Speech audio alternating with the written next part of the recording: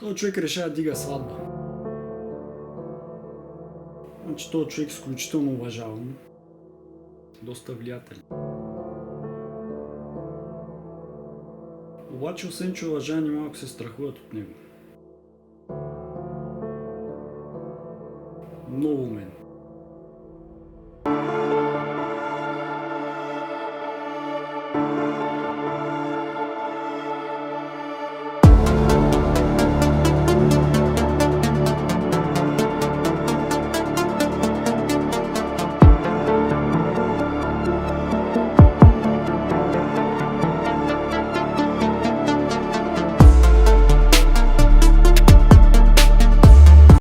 Сватбата е в неговото имение.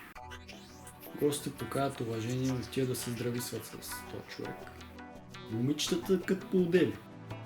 Гостите се чувстват комфортно. Всеки е взел питиенце в ръка или ако не е беляза, спира черна кола. Един от гостите съобщава на сина на този човек. Зад нея втора черна кола. Вика, сега ще ви еба путката майна, защото с отворен прозорец само гледа. Тя влюбена в младоженеца, обаче сина вижда, че работата не е добре.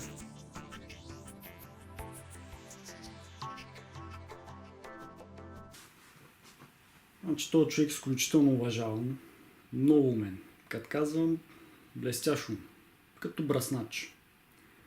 Обаче, освен че уважавани, малко се страхуват от него. Доста влиятелен.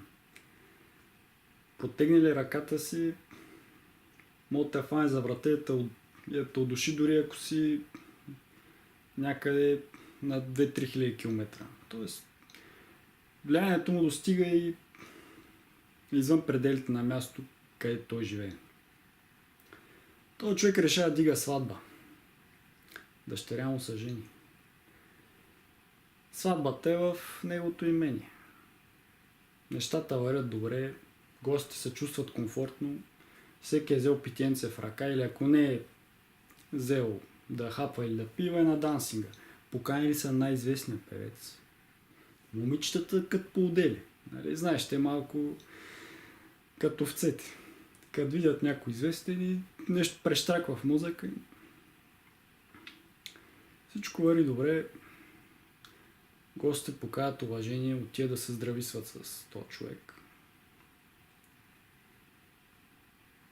Обаче някой забеляза, спира черна кола, без обозначителни знаци. Зад нея втора черна кола. Почва да бие на очи. Един от гостите съобщава на сина на този човек. Нали, сестра му тя си кара празника, не трябва да я развалят празненството. Тя влюбена в младоженеца, заприказва с другите булки там с шаферките, няма да я развалят празника, обаче сина вижда, че работата не е добре.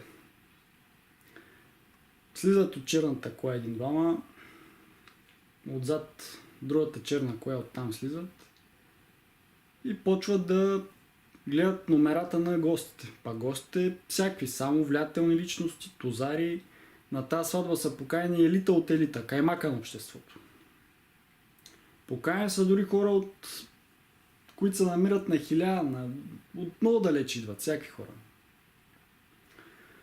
Тия деца слезе от автомобилите, вадят тефтерче, почва да записват номерата.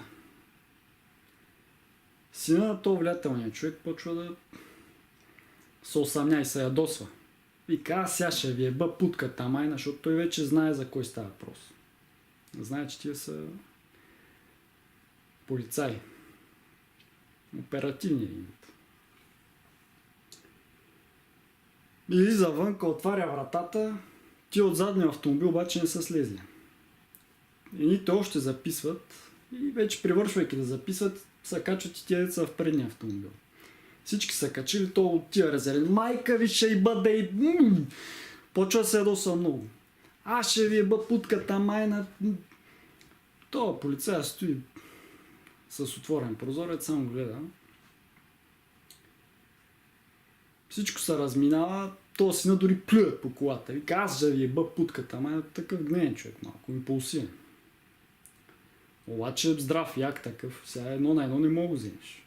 Не е някакъв... Но няма ума на баща си.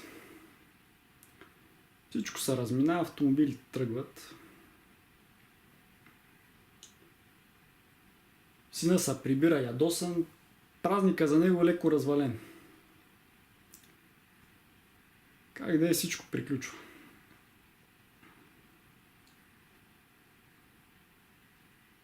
Тая история е доста поучителна, тя е от кръстника. Влиятелната личност е Дон Корлеоне.